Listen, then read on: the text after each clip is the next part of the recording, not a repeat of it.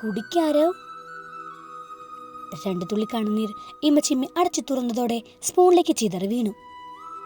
അവനിൽ അമ്മുവിന്റെ നോവുകൾ ഉണർന്ന് പെയ്തു തുടങ്ങി. ആരവ്? നന്ദിനിക്കുട്ടി ഒന്ന് കുലുക്കി വിളിച്ചതോടെ ആരവ് ഓർമ്മകളിൽ നിന്നും ഞെട്ടിയുണ്ടെന്നു. അരികിലിരിക്കുന്നത് അമ്മുവല്ല ടീച്ചറാണെന്ന് ഓർത്തതും അവനിലൊരു വല്ലായ്മ ഉടലെടുത്തു. അവിടെ വെച്ചേക്ക് ടീച്ചറെ, ഞാൻ എടുത്ത് കുടിച്ചോളാം. സമയം വൈകുന്നേരമായി, ടീച്ചർ പോവാൻ നോക്ക്. സമയം കുറേയായി. നന്ദിനിക്കുട്ടി ഒന്ന് പിടഞ്ഞുണർന്നു. സമയം വൈകുന്നേരമായി. ഉച്ചയ്ക്ക് മുമ്പേ വീട്ടിലെത്താറുള്ളതാ. പതിവ് തെറ്റിയ അച്ഛനും അമ്മയും ഒരുപാട് വിളിച്ചു കാണും. സ്കൂളിലേക്ക് വരുമ്പോൾ ഫോൺ സൈലന്റ് മോഡിലാക്കിയിടും. ഞാൻ പൊക്കോളാം, ആരവ് കഞ്ഞി കുടിച്ചിട്ട്. അവൾ പോകില്ലെന്ന് മനസ്സിലായതും ആരവ് പതിയെ വായ തുറന്നു. സ്നേഹം കൂടി കലർത്തിക്കൊടുത്ത കഞ്ഞിക്ക് നല്ല രുചിയുണ്ടെന്ന് അയാൾക്ക് തോന്നി. ആരവിന്റെ മിഴികളിലേക്ക് നോക്കി കഞ്ഞി കോരി കുടിപ്പിച്ചു. അവനെന്തോ വല്ലായ്മ അനുഭവപ്പെട്ടതോടെ നോട്ടം അവളിൽ നിന്നും മാറ്റി. വിശപ്പില്ലെന്ന് പറഞ്ഞാള് മുഴുവൻ കുടിച്ചല്ലോ. നന്ദിനിക്കുട്ടി പുഞ്ചിരിച്ചു. ചിരിക്കുമ്പോൾ അവളുടെ കണ്ണുകൾ കൂടി തിളങ്ങിയത് കണ്ടു. ആരവിന് വായ കഴിപ്പിച്ച് കട്ടിലേക്ക് കിടത്തി. വയറ് വിശന്ന് നിലവിളിക്കുന്നതറിഞ്ഞ് നന്ദിനിക്കുട്ടി കുറച്ച് കഞ്ഞി പ്ലേറ്റിലേക്ക് കോരിയെടുത്തുകൊണ്ട് വന്നു. ടീച്ചറമ്മയുടെ മുത്തിന് വേണോടി? വേണം ടീച്ചറമ്മേ. തലകുലുക്കി ആരതിമോള് അവളുടെ അടുത്തേക്ക് വന്നിരുന്നു. ചൂടാറ്റി കഞ്ഞി സ്പൂണിൽ കോരി കൊടുത്തതോടെ മോള് ആർത്തിയോടെ കുടിച്ചു. നന്ദിനിയുടെ കണ്ണുകൾ അത് ശ്രദ്ധിച്ചിരുന്നു. മോള് പോയിട്ട് കഴിച്ചില്ലേ? ഇല്ല ടീച്ചറമ്മേ, അവിടെ ആരും ഉണ്ടായിരുന്നില്ല. നന്ദിനിക്കുട്ടിയുടെ നെഞ്ചിലൊരു കൊളുത്തിപ്പിടുത്തം വീണു. എന്നിട്ടെന്താ മോള് പറയാഞ്ഞേ? ഞാൻ കഴിച്ചില്ലെന്ന് പറഞ്ഞ അച്ഛക്ക് സങ്കടാവും ടീച്ചറമ്മേ. കുഞ്ഞിക്കണ്ണിൽ സങ്കടം പെയ്തതോടെ ആരവിന്റെ കണ്ണുകൾ നിറഞ്ഞു. ഹൃദയം ചുട്ടുനീറി. 2ാം ക്ലാസ്സിലായതേ ഉള്ളൂ. എന്നിട്ടും പൊന്നുമോൾ പക്വതയോടെ പെരുമാറാൻ പഠിച്ചിരിക്കുന്നു. നന്ദിനിക്കുട്ടിയിൽ സങ്കടം വന്ന് നിറഞ്ഞു. ആരതിമോളെ കെട്ടിപ്പിടിച്ച് ഒന്ന് തേങ്ങി. ഇനി വിശന്നിരിക്കരുത് കേട്ടോ. എന്തുണ്ടായാലും ടീച്ചറമ്മയോട് പറഞ്ഞാ മതി. കേട്ടോ മോളെ? കുഞ്ഞിക്കണ്ണുകൾ തുടച്ചിട്ട് അവൾ പുഞ്ചിരിച്ചു. ആരോ, നമുക്ക് ഹോസ്പിറ്റലിൽ പോയിട്ട് മരുന്ന് വാങ്ങാം. നന്ദിനിക്കുട്ടി അവനെ ഒന്ന് നോക്കി. വേണ്ട ടീച്ചറെ, കുറവുണ്ട്. ടീച്ചർ പൊക്കോളൂ. ഞാൻ പൊക്കോളാം. ആരൊന്ന് ഒരുങ്ങ്. രാത്രി പനി കൂടിയാൽ എന്ത് ചെയ്യും? ഉള്ളിലെ നോവുകൾ പെയ്തതോടെ അവൾക്ക് സമാധാനം ഇല്ലാതായി.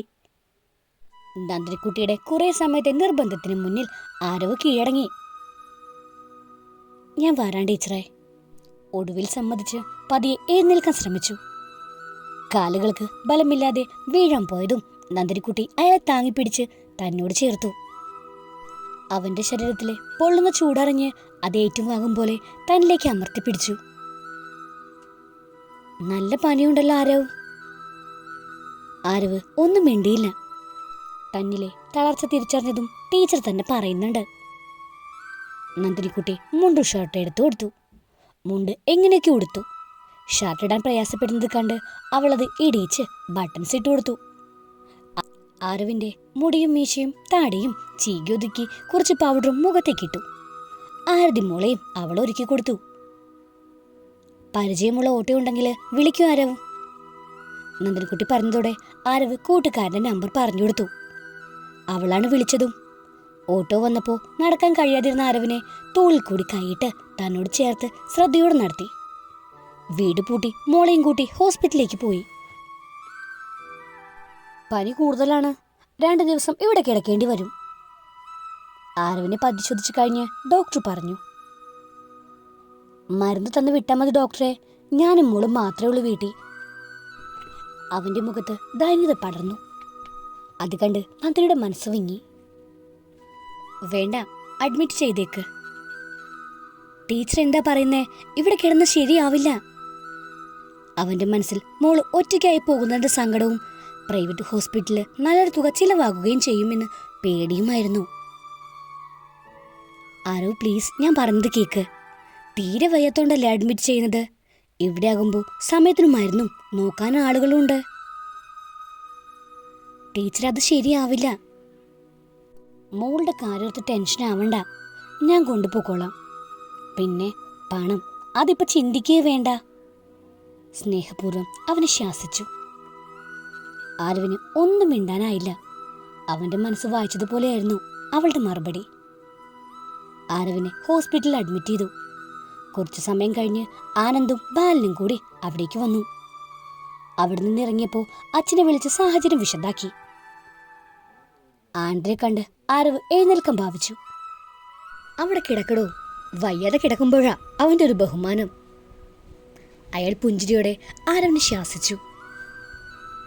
ഞാൻ ചെന്ന് ഡോക്ടറെ കണ്ടിട്ട് വരാം. ആനന്ദം പോയതും മുറിയിൽ കുഞ്ഞും നന്ദനിയും ബാലനും ആരവും മാത്രമായി. അച്ഛാ, ഇതാരതി മോളും ആരവും. മകളുടെ കണ്ണുകളിൽ വലിയൊരു തിളക്കം കണ്ടു. മുഖമാകെ സന്തോഷം നിറഞ്ഞത് ശ്രദ്ധിച്ചു.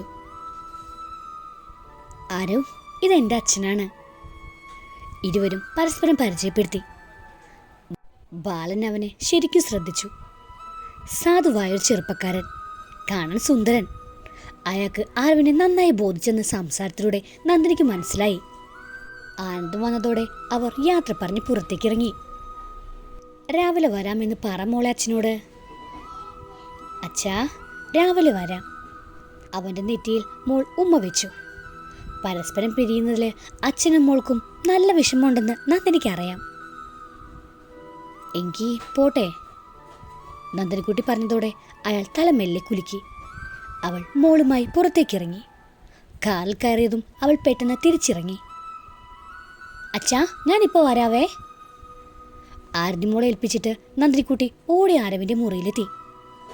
അവളെ പെട്ടെന്ന് കണ്ടതും ഒന്ന് ഞെട്ടി. എന്തു പറ്റി ടീച്ചറേ? ഒന്നുമില്ല, വെറുതെ.